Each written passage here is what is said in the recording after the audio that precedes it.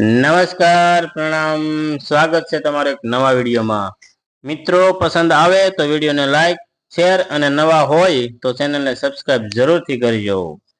શ્રીમદ ભાગવત મહાપુરાણ। શ્રીમદ ભાગવતનો મહિમા। શ્રીમદ ભાગવતના મહિમા વિશે હું શું લખું? તેના આરંભના 3 શ્લોકમાં જે મહિમા કહી દેવામાં આવ્યો છે એના જેવો અન્ય કોણ કહી શકે? તે 3 શ્લોક કેટલી વાર વાંચ્યા પછી પણ જ્યારે જ્યારે તેનું સ્મરણ થાય છે ત્યારે ત્યારે મનમાં અદ્ભુત ભાવો ઉદય થાય છે। જે તે શ્લોકની ગંભીરતા અને મધુરતાને કોઈ પણ શબ્દમાં પૂર્ણ રૂપે વર્ણવી શકાય એમ નથી।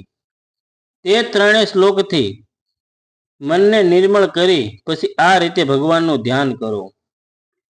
મારો શ્રીમદ ભાગવતમાં અત્યંત પ્રેમ છે। મારો વિશ્વાસ અને અનુભવ છે કે એને વાંચવા અને સાંભળવાથી મનુષ્યને ઈશ્વરનું સાચું જ્ઞાન મળે છે અને એમના ચરણ કમળમાં અચળ શક્તિ થાય છે। અને વાંચવાથી મનુષ્યને દ્રઢ નિશ્ચય થઈ જાય છે કે આ સંસારને રચનારી અને તેનું પાલન કરનારી કોઈ સર્વવ્યાપક શક્તિ છે। આજ એક શક્તિનો લોકો ઈશ્વર, બ્રહ્મ, પરમાત્મા વગેરે અનેક નામોથી ઓળખે છે। ભગવાનના પહેલા શ્લોકમાં વેદ વ્યાસજીએ ઈશ્વરના સ્વરૂપનું વર્ણન કર્યું છે કે જેના થકી આ સંસારનું સર્જન, પાલન અને સંહાર થાય છે।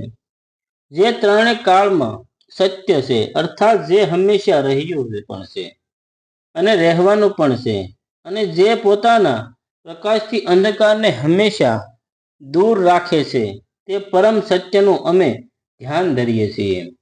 એ જ સ્થળે શ્રીમદ ભાગવતનું સ્વરૂપ પણ એવી જ રીતે સંક્ષેપમાં વર્ણવેલું છે કે આ ભાગવતમાં જેઓ બીજાઓની પ્રગતિ જોઈને દ્વેષ કરતા નથી એવા સાધુ પુરુષોને તમામ પ્રકારના સ્વાર્થ વગરનું પરમ ધર્મરૂપ અને જાણવા યોગ્ય એવું જ્ઞાન વર્ણવેલું છે કે જે વાસ્તવમાં સૌને કલ્યાણ પ્રદાન કરનારું તથા આદિ ભૌતિક, આદિ દૈવિક અને આધ્યાત્મિક આ 3 પ્રકારના દુઃખોને દૂર કરનારું છે।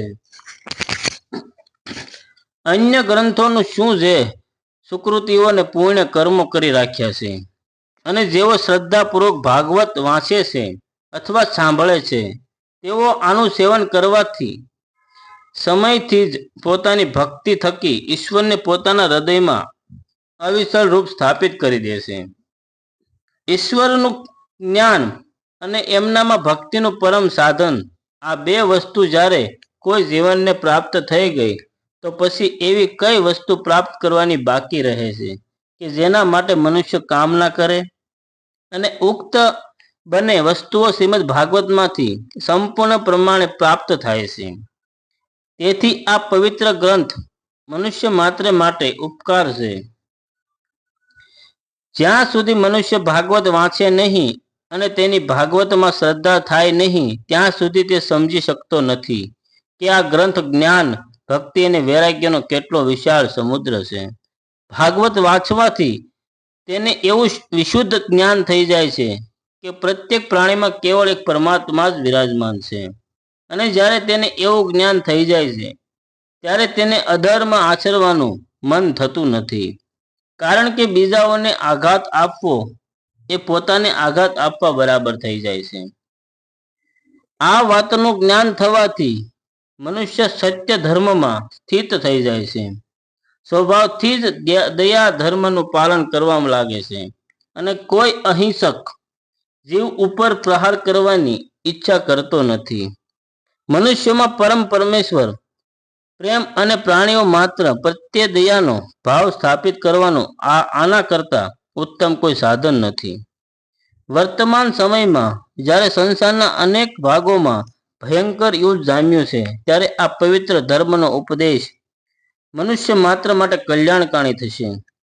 જેઓ ભગવાનના ભક્ત છે અને શ્રીમદ ભાગવતનું મહાત્મ્ય જાણે છે તેમનું એક કર્તવ્ય છે કે મનુષ્યના આ લોક અને પરલોકને સુધારનાર આ પવિત્ર ગ્રંથનો તેઓ બધા દેશોની ભાષાઓમાં અનુવાદ કરી એનો પ્રસાર કરે।